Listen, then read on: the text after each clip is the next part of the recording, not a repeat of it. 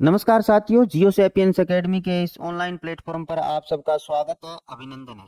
जैसा कि अपन one day one scholar नाम से एक सीरीज शुरू कर रखी थी, उस सीरीज में अपन लोगों ने परसों यूनानी कवि होमर मोदी की बात की थी।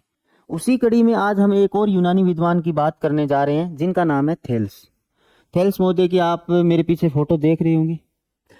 इन थेल्स मोदी के जीवन की क्या यात्रा रही, इनके क्या दार्शनिक पक्ष थे, क्या भौगोलिक पक्ष थे, क्या इनका गणित में योगदान रहा, क्या इनका खगोल शास्त्र में योगदान रहा, उस पूरे उनके जीवन काल पर अपन विस्तृत चर्चा करेंगे। तो मैं उनके जीवन के परिचय को शुरू करने से पहले उनकी लिखी कुछ पंक्तियों को देख लेते हैं। सबसे कठिन क्या है? स्वयं को जानना। और सबसे आसान क्या है? दूसरों को ज्ञान देना या सलाह देना। ये पंक्तियां आज के दौर में बहुत सामान्य सी लग रही है, बहुत छोटी सी बात लग रही है, लेकिन आज से 6ठी शताब्दी ईसा पूर्व है, अगर कोई ऐसी बात कोई व्यक्ति कर रहा है तो वो एक सामान्य व्यक्ति नहीं हो सकता, वो कोई विद्वान ही हो सकता है। और वो विद्वान थे हमारे अपने थेल्स मोदी। ठीक है, अब अपन चर्चा करते हैं उनके जीवन काल पे, उनके जीवन पे, उनका भौगोलिक पक्ष, उनका दार्शनिक पक्ष पूरे डिटेल से देखेंगे। ठीक है, थेल्स मोदी, थेल्स का जन्म मिलेटस नगर में हुआ था, इसलिए उनको मिलेटस का थेल्स भी कहा जाता है। मिलेटस नगर है वो एजियन सागर के पूर्वी तट पर। और अगर आज के अपन बात करें तुर्की जो देश है, एशिया माइनर का जो भाग था, उसके उस पश्चिमी साइड में मियांडर नदी के मुहाने पर यह शहर बसा हुआ था। यह शहर एक बहुत बड़ा ज्ञान विज्ञान का केंद्र था। आप इस मैप में देख सकते हो, ये एजियन सागर है, ये यहाँ से मियांडर रिवर आ रही है, इस रिवर के मुहाने पर यह शहर बसा हुआ था। और यहाँ से बहुत सारे ग्रीक वासी है वो बाहर की ओर गए थे, उन्होंने अनेक कॉलोनियां बसाई थी। और उसके बाद इनको प्रथम यूनानी विद्वान और दार्शनिक भी कहा जाता है, और एक ये खोजी यात्री भी थे, अलग अलग देशों की इन्होंने यात्राएं भी की थी। प्रथम यूनान का विद्वान कहा जाता है क्योंकि साइंटिफिक अप्रोच के साथ इन्होंने बात करनी शुरू की थी। उस वक्त तक यूनान के अंदर एक अलग माइथोलॉजी थी कि वो गॉड पे भरोसा करते थे, हर एक घटना को गॉड से रिलेटेड करते थे, और साइंटिफिक अप्रोच के साथ बात करने वाले ये पहले विद्वान थे, इसलिए इनको प्रथम यूनानी विद्वान भी कहा जाता है। पाश्चात्य जगत में इनको फिलोसफी का संस्थापक भी माना जाता है। और इनकी फिलोसफी क्या रही थी, उस फिलोसफी को भी अपन डिटेल से आगे देखेंगे। ये व्यापारी भी थे, व्यापार के उद्देश्य से ये मिस्र गए थे। मिस्र में इन्होंने क्या किया, वहां से क्या ये ज्ञान विज्ञान की चीजें अपने देश में लेके आए, उस पर भी अपन देखेंगे। इनको गणितज्ञ और ज्यामिति का जनक कहा जाता है। कहीं कहीं ऐसा भी लिखा आता है कि गणितीय भूगोल के संस्थापक कौन थे, तो उसमें थेल्स के साथ इनके ही शिष्य और चेले एनेक्जिमेंडर का भी नाम आता है। तो केवल इनको मत समझिएगा, इनके साथ एनेक्जिमेंडर का भी बहुत बड़ा अहम योगदान है। इनको यूनान के सप्त ऋषियों या 7 बुद्धिमानों में से एक माना जाता है। ठीक है, जो उस वक्त के जो विद्वान लोग थे यूनान के, उनमें थेल्स मोदी की गिनती होती थी। माइलेशियन और आयोनियन मत था, उसके ये संस्थापक थे। आयोनियन स्कूल के संस्थापक थेल्स थे, उसमें आगे एनेक्जिमेंडर, पाइथागोरस जैसे खूब लोग हुए थे, लेकिन इस मत की शुरुआत थेल्स मोदी ने की थी, वो मिलेटस नगर से की थी। ठीक है, प्राकृतिक दर्शन के पिता थे। प्राकृतिक दर्शन के पिता कैसे थे, ये आगे अपन जब इनका दार्शनिक पक्ष देखेंगे तब ये चीज अपने समझ में आएगी। ठीक है, तो अब सीधा का सीधा चलते हैं अपन उनके दार्शनिक पक्ष पे। ठीक है, थेल्स मोदी विश्व का परम तत्व जल को मानते थे। ये मानते थे कि पूरी की पूरी जो सृष्टि है वो जल से ही बनी हुई है। क्यों बनी हुई है? इनका कहना था कि जल है जो लिक्विड फॉर्म में भी होता है, जल गैस में भी होता है, और जल है वो सॉलिड में भी होता है। इसलिए पूरी की पूरी पृथ्वी पर जो भी आपको भौतिक वस्तुएं दिख रही है, आपको मानव दिख रहा है, जानवर दिख रहा है, वो पूरे के पूरे जल से बने हुए हैं। ये उनका कहना था। जिस तरह से हमारे क्या है, अपने हिंदू सनातन धर्म में पंच तत्वों का कॉन्सेप्ट है। अपन जब हमारे यहाँ कोई एक्सपायर हो जाता है तब उसको बोला जाता है कि ये पंच तत्वों में विलीन हो गया। वो पंच तत्व क्या होते हैं? धरती, आसमान, हवा, आग और पानी। उसी तरह ये केवल और केवल एक तत्व को मानते थे कि पूरी सृष्टि एक तत्व से बनी है, वो है जल। थेल्स ने मिथकों और धार्मिक व्याख्याओं के बजाय प्राकृतिक घटनाओं को समझने के लिए तर्क और अनुभवजन्य अवलोकनों का उपयोग किया था। ये बात समझने लायक है, क्योंकि अपन ने जो पीछे देखा था ना, क्योंकि उनको प्राकृतिक विज्ञान का पिता भी कहा जाता है, प्राकृतिक दर्शन का पिता। अब देखिए यहाँ पे प्राकृतिक दर्शन का पिता इसलिए कहा जाता है उनको कि उस समय जो सारी की सारी चीजें वहां पे मिथकों पे आधारित थी, हर चीज को धर्म के आधार पे डिफाइन किया जाता था। अब जैसे वहां पे कोई भूकंप आया तो भूकंप के लिए कहा जाता था कि ये ईश्वर और गॉड है, उनको गुस्सा है, उनकी नाराजगी है, वो अपनी नाराजगी जाहिर कर रहे हैं, इसलिए पूरी की पूरी धरती हिली है।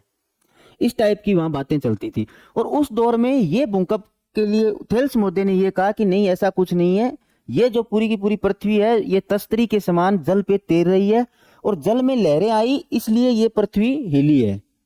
हालांकि बात तो ये भी सही नहीं है, पर सबसे बड़ी बात है कि उन्होंने उन मिथकों पे बात नहीं की, उन्होंने उसकी धार्मिक व्याख्या करने के लिए नहीं सोची, उन्होंने कुछ ना कुछ साइंटिफिक जरूर बताया कि भी इसका कारण ये हो सकता है। ठीक है, वो सत्य नहीं था लेकिन उसमें कुछ ना कुछ साइंटिफिक अप्रोच जरूर रही उनकी, इसलिए उनको प्राकृतिक दर्शन का संस्थापक कहा जाता है। समस्त वस्तुओं में आत्मा निवास करती है। उनका मानना है हर वस्तु, चाहे वो कोई भी भौतिक वस्तु भी क्यों ना हो, चाहे ये डिजिटल बोर्ड है, चाहे आप कंप्यूटर है, कुछ भी चीज है, चाहे अपना अगर बात करें कोयला है, पत्थर है, सब में आत्मा निवास करती है। अब वो कैसे कि जो कोयला है उसके अंदर जो एनर्जी है वो एनर्जी आत्मा है, यानी उसकी सोल है। ठीक है, इस तरह से उनका मानना था कि हर एक चीज में आत्मा निवास करती है। परम तत्व सर्वत्र व्याप्त है। उनका मानना है परम तत्व जो जल है वो पूरी सृष्टि में विद्यमान है। वो चाहे आप कहीं भी देखो, अगर आप हवा में भी जाओगे तो वहां भी कहीं ना कहीं गैस के फॉर्म में आपको मिल जाएगा। ठीक है, तात्विक व्याख्या प्रकृतिवादी होने के कारण इनको प्रथम वैज्ञानिक भी कहा जाता है। ये जो अपन ने पीछे बात की कि वो हर चीज को साइंटिफिक अप्रोच के साथ देखते थे, ऐसा नहीं था कि वो ईश्वर में विश्वास नहीं करते थे, ईश्वर में विश्वास करते थे, लेकिन वो क्या है, हर चीज को ईश्वरीय देन नहीं मानते थे, उसके पीछे कुछ ना कुछ कारण सुझाते थे कि ये कारण इसके पीछे हो सकता है। ठीक है, इसलिए उनको प्रथम वैज्ञानिक भी कहा जाता है। इसके बाद उनका विज्ञान और गणित में क्या योगदान था वो देख लेते हैं। ज्यामिति में योगदान, अपन ने पीछे बात की थी कि वो व्यापार के उद्देश्य से ही मिस्र गए थे, और मिस्र की यात्रा पे वो गए तो वहां पे उन्होंने देखा कि वहां के जो पुरोहित थे वो लंबाई चौड़ाई का माप कर रहे थे, क्षेत्रफल ज्ञात करने के लिए अनेक ज्यामितीय विधियों का प्रयोग कर रहे थे। वो चीजें उन्होंने वहां से सीखी और फिर वो अपने देश जब लौट के आए, स्वदेश आए, तो वहां के लोगों को इसके बारे में जानकारी दी। ये उन्होंने मिस्र की यात्रा से पूरी की पूरी ज्यामिति को सीखा था। उनका खगोल शास्त्र में भी योगदान था। उन्होंने बहुत ही स्टिक भविष्यवाणी की थी कि 28 मई 585 ईसा पूर्व को सूर्य ग्रहण होगा, और ये उनकी भविष्यवाणी एकदम सही रही थी। ये केवल और केवल उन्होंने सीधे मुंह से ऐसे नहीं बोला था कि ऐसा कुछ होगा, ये उनके खुद के आंकलन के बेस पे आधार, मतलब उनके आंकलन के आधार पे ये चीजें थी। उन्होंने जो भी कैलकुलेशन लगा के ये चीजें बताई थी कि इस तरह से सूर्य ग्रहण होगा, और वो हुआ भी था। इसीलिए ये प्रथम वैज्ञानिक कहा जाते हैं, क्योंकि इन्होंने हर चीज साइंटिफिक तरीके से की थी। उसके बाद अगर अपन उनके आविष्कार और इंजीनियरिंग की में योगदान देखें तो उन्होंने क्या, जब वो मिस्र गए थे तो पिरामिड की जो ऊंचाई थी ना, उसको अपनी ज्यामिति के आधार पे उन्होंने उसकी छाया से उसकी ऊंचाई बता दी थी कि पिरामिड की ये ऊंचाई है। मतलब उस वक्त देखो इस आदमी में कितनी बड़ी विद्वत्ता थी। और कहा जाता है कि थेल्स मोदे ने शादी भी नहीं की थी। शादी इसलिए नहीं की थी कि उनका मानना था कि मेरे पास एक ही जीवन है और ये बहुत कम समय है मेरे पास, इसलिए मैं इन चीज़ों में अपना समय व्यर्थ नहीं करना चाहता। और बाद में क्या है, एक उम्र के पड़ाव में आदमी को इस चीज़ का एहसास भी होता है, और इनको भी एहसास हुआ, फिर उन्होंने अपने भतीजे को गोद लिया था।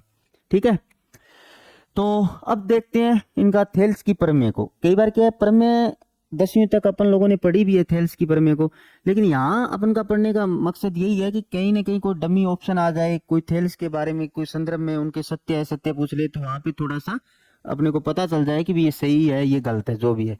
ठीक है, तो पहली उनकी प्रमेय थी वृत्त को व्यास 2 बराबर भागों में विभाजित करता है, सबको पता है। उसके बाद अब बात करें तो एक अर्धवर्त के कोण समकोण होते हैं। कोई भी अर्धवर्त बनाओगे इसके दोनों कोण समकोण होंगे। ठीक है, बहुत सामान्य है। उसके बाद अगर बात करें, एक समद्विबाहु त्रिभुज के आधार पर बने कोण बराबर होते हैं। ठीक है, जिस त्रिभुज की भुजाएं बराबर होगी उसके कोण भी बराबर ही होंगे। चौथे नंबर पे बात आती है कि दो समांतर रेखाओं को यदि कोई तिर्यक रेखा काटे तो सम्मुख कोण बराबर होते हैं। ये प्रमेय इरेटोस्थनीज ने आगे उपयोग में लेकर पूरी पृथ्वी की परिधि की गणना की थी, यही प्रमेय थी वो। ठीक है, पांचवी बात करें तो समान त्रिभुजों की भुजाएं समानुपातिक होती है। जब त्रिभुज ही समान है तो भुजाएं तो समानुपातिक होगी ऑटोमेटिक। ठीक है, छठी, यदि दो त्रिभुजों के दो कोण और मध्यस्थ भुजा समान हो तो त्रिभुज आपस में सर्व रूपेण समान होते हैं। ये कुल मिलाकर 6 उनकी प्रमेय थेल्स मोदे ने दी थी। अब ये बहुत आसान लग रही होगी, लेकिन उस वक्त ये बात सोचना और इस पे विचार करना भी अपने आप में बहुत बड़ी बात थी। उस समय काल में अगर अपन जाकर देखें ना, तब चीजों का थोड़ा सा पता लगता है कि ये कितने बड़े विद्वान लोग रहे होंगे। तो अब आ जाते हैं अपने मूल मुद्दे पे, जिसकी अपन को बहुत ज्यादा जरूरत भी है और अपने लिए महत्वपूर्ण भी है। थेल्स मुद्दे का भौगोलिक पक्ष यानी भूगोल में इनका क्या योगदान था। तो पृथ्वी को एक समतल तस्तरी के समान मानते थे और उनका मानना था कि ये जल पे तैर रही है, यानी महासागर ये जल पे ये तैर रही है। और पृथ्वी को ये ब्रह्मांड के मध्य मानते थे कि ये जितने भी ग्रह हैं उनके बीच में पृथ्वी सेंटर में है। ठीक है, पृथ्वी के माप का भी श्रेय इन्हें दिया जाता है, यानी पृथ्वी को इन्होंने मापने की भी कोशिश की थी। और इसके साथ साथ इन्होंने पृथ्वी तल पर जो वस्तुएं हैं उनकी स्थिति निर्धारण की। आज का जो नेविगेशन सिस्टम है, हालांकि अब तो बहुत ज्यादा मतलब टेक्नोलॉजी आ गई, बिना टेक्नोलॉजी के वो इन चीजों का उन चीजों की जो स्थिति है उसके निर्धारण का उन्होंने प्रयास किया था उस दौर में। कितनी बड़ी बात है देखो। समस्त भूमंडल को 5 जलवायु कटिबंधों में विभक्त किया। ये लिखा जरूर मिलता है लेकिन इनके बारे में आगे कोई डिटेल नहीं मिलता कि कौन कौन से जलवायु कटिबंध थे।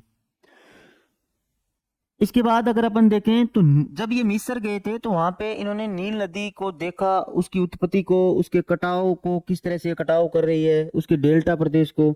तो फिर अपने मिलेटस नगर में आके उस पे उन्होंने कुछ ग्रंथ भी लिखे जो आज के समय में मौजूद तो नहीं है, लेकिन बाद के विद्वानों ने ये चीज बताई है कि इस तरह से मिलेटस के जो थेल्स थे उन्होंने वर्णन किया था। तो नील नदी को उन्होंने 2 नाम भी दिए थे, ये देख सकते हो आप, इधर ब्लू नील है और इधर व्हाइट नील है। ये जब दोनों मिलती है फिर नील नदी बनती है। तो ब्लू को उन्होंने, नील नदी को तो कहा था बाहेल अजरक, और श्वेत नील है उसको कहा था गजल, बाहेल गजल। ठीक है, बाहेल गजल और बाहेल अजरक, इन 2 नदियों को अलग अलग नाम दिए थे। ये नाम थोड़े से देख लेना, क्या पता कोई सीधा कोई तथ्य इनसे रिलेटेड पूछ भी ले। उसके बाद देखते हैं इनसे जुड़े कुछ प्रश्न, जैसे पुराने नेट के पेपर, कुछ कमीशंस के पेपर देखें, उनमें क्वेश्चन तो उनसे रिलेटेड बहुत कम मिले और बहुत ही सामान्य क्वेश्चन मिले। ठीक है, सबसे पहला प्रश्न है कि निम्न में किसके द्वारा भूगोल में गणितीय परंपरा आरंभ की गई। तो थेल्स मोदी ही होंगे। भूगोल के अंदर जो गणितीय परंपरा लेके आने वाले थे ये थेल्स मोदी थे। ठीक है, इसके बाद अगर बात करें गणितीय भूगोल का संस्थापक किसे माना जाता है, ये यूजीसी नेट में आया हुआ है। पिछला जो क्वेश्चन था वो एमपीपीसीएस में आया हुआ है। तो इसमें गणितीय भूगोल का संस्थापक पूछा है। तो मैंने आपको कहा था कि थेल्स और एनेक्सीमेंडर दोनों को माना जाता है। थेल्स का ही शिष्य था एनेक्सीमेंडर, तो ये हो जाएगा, दोनों सही हो गए इनमें। ठीक है, ये कुल मिला के 2 प्रश्न थे। तो ठीक है साथियों, आज की क्लास यहीं समाप्त करते हैं। और ये हमारे यूट्यूब, टेलीग्राम और ये हमारा एप्लीकेशन का जो लोगो देख रहे हो, जाइएगा, शेयर भी कीजिएगा और फॉलो भी कर लीजिएगा। धन्यवाद साथियों।